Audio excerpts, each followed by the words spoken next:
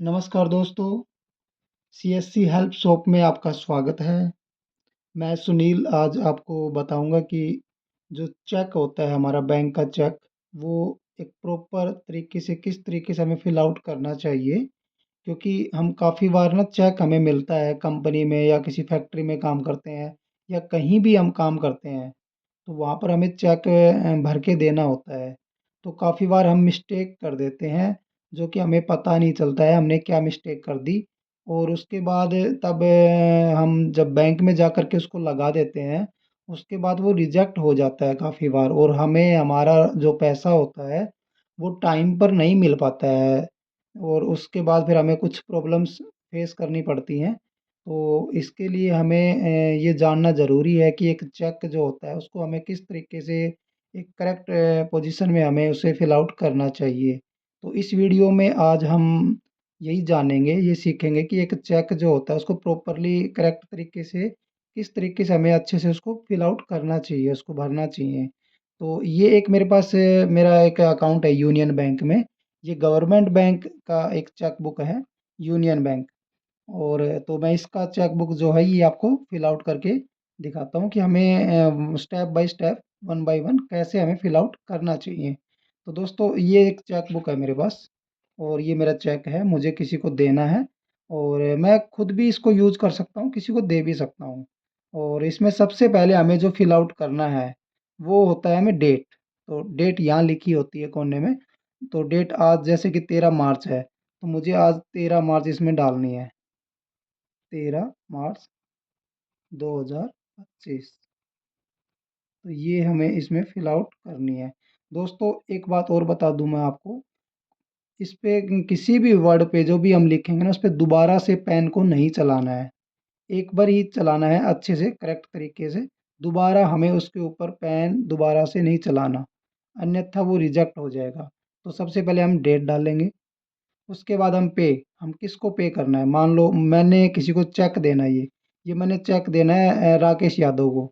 तो यहाँ पर हम उसका नाम डालेंगे राकेश यादव। राकेश यादव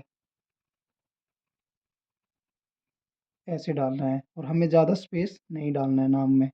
तो ऐसे, या फिर हमें किसी फर्म को देना, मान लो हमें एलआईसी की किस्त भरनी है, तो हम यहाँ पर एलआईसी डालेंगे नाम की जगह, LIC ऑफ इंडिया। ऐसे हम किसी को भी दे सकते हैं। तो मान लो मुझे राकेश यादव को देना है, तो मैंने लिख दिया राकेश यादव।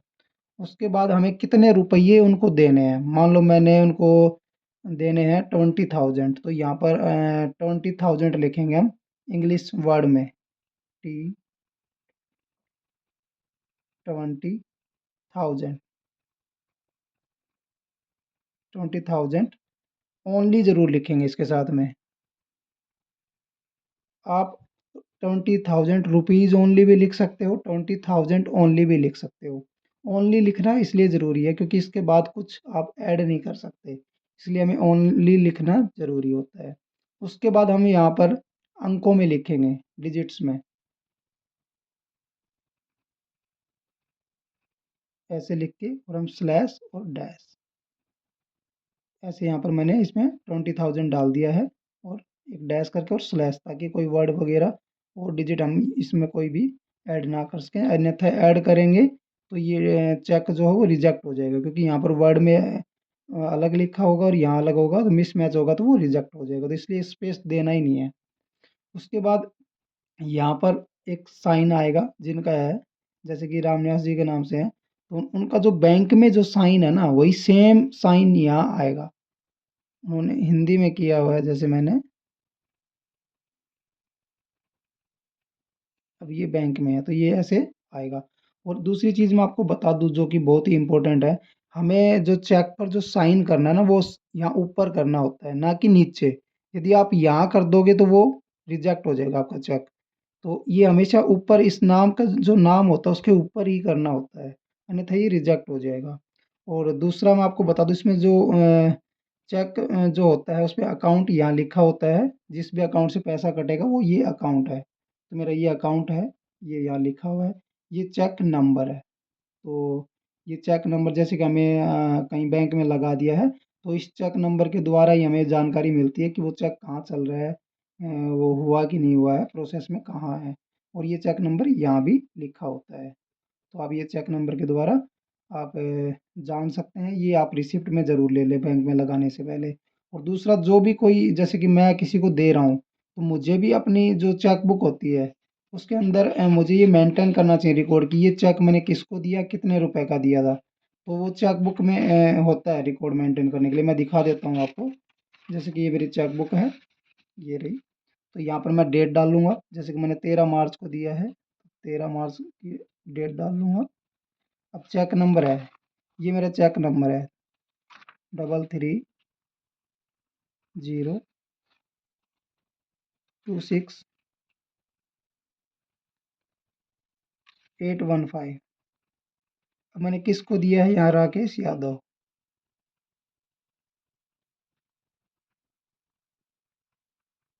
यहाँ आ जाएगा। और ये विड्रॉल हुआ है, तो ये विड्रॉल में यहाँ ओके कर देंगे। बैलेंस कितना, ये हम 20,000 रुपये देख के आपको कितना बैलेंस बचा वो अपना बैलेंस भी आप डाल सकते हैं। तो इस प्रकार से आप इसको मेंटेन कर सकते हैं। तो इस प्रकार से आप एक चेक जो होता है उसको आप करेक्ट तरीके से आप फिल आउट करके आप किसी को भी दे सकते हैं। यदि आप खुद चेक से निकालना चाहते हैं तो यहाँ राकेश यादव की जगह सेल्फ आएगा, SELF सेल्फ। तो वो आप खुद जा कर के ऑन द स्पॉट आप पैसे ले सकते हैं। और एक इसमें इम्पोर्टेंट बात है जो मैं आपको बता दूं। यदि आप चाहते हो कि अब मैंने राकेश यादव को ये चेक दिया और मैं चाहता हूँ कि इनको ये पैसा बैंक में जा कर के कैश ना मिले, कि भाई इसके अकाउंट में ही जाए राकेश यादव के, तो मैं यहाँ पर कोने पे 2 लाइन ऐसे मार दूंगा चेक के ऊपर। यदि मैं ये 2 लाइन चेक पे मार देता हूँ तो बैंक जो है वो राकेश यादव को ये जब ये चेक लगाएगा तो उनको कैश में पैसा ना दे करके इनके अकाउंट की डिटेल मांगेगा और अकाउंट में ही पैसा देगा। तो हमें यदि ऐसा करना है तो यहाँ पर 2 लाइनें मार दें, या फिर आप 2 लाइनें मार के यहाँ पर अकाउंट पे भी लिख सकते हैं, अकाउंट पे ऐसे भी लिख सकते हैं, या फिर 2 लाइन मार दोगे वो काफ़ी होता है। उसके बाद अकाउंट में ही पैसा जाएगा। तो ये प्रोसेस है एक चेक को अच्छे से भरने का।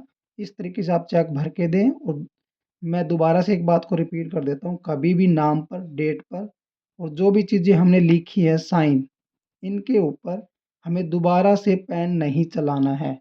यदि हम दोबारा से चला देंगे, जैसे कि मैंने ये 20 को अच्छे से लिखने की दोबारा कोशिश करूँगा, तो ये रिजेक्ट हो जाएगा बैंक में जा कर के।